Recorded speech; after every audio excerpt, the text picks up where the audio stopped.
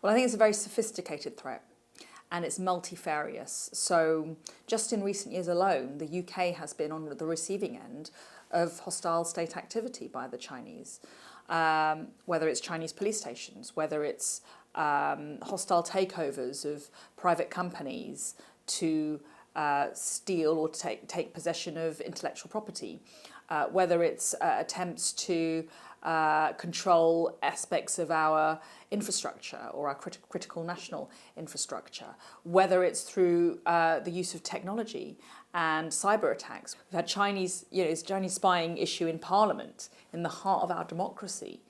We've had Huawei.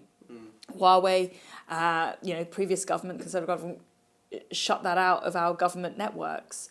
But we still have a lot of technology which still carries, we call it digital asbestos, the Chinese-linked technology, and it makes us very vulnerable. It makes us very vulnerable from a technology point of view, from an infrastructure point of view, and I really saw firsthand the challenges at home and abroad that a more aggressive China is posing to global security. We had to deal with the issue of Chinese police stations when I was Home Secretary, a real phenomenon that had grown up over some years, but that was posing a real risk to the safety and security of many Chinese people in the UK. This is unthinkable. The Chinese state operating de facto police stations on UK sovereign territory, enforcing their own laws and, trying to use the arm of their laws in the UK to harass, intimidate and shut people up. And so we worked very hard in the Home Office to shut down these Chinese police stations, and we achieved some success. And I took the decision to exclude him from the UK on national security grounds.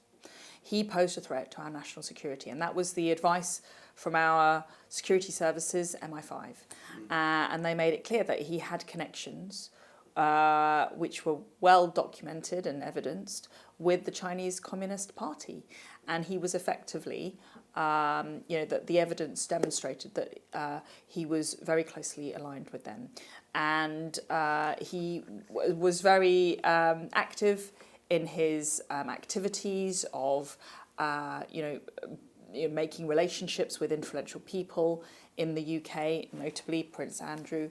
And, he got very close to acquiring sensitive information which could be used against the UK national interest. And so the security evidence was very strong, and I'm very glad that the court upheld my decision when it was challenged.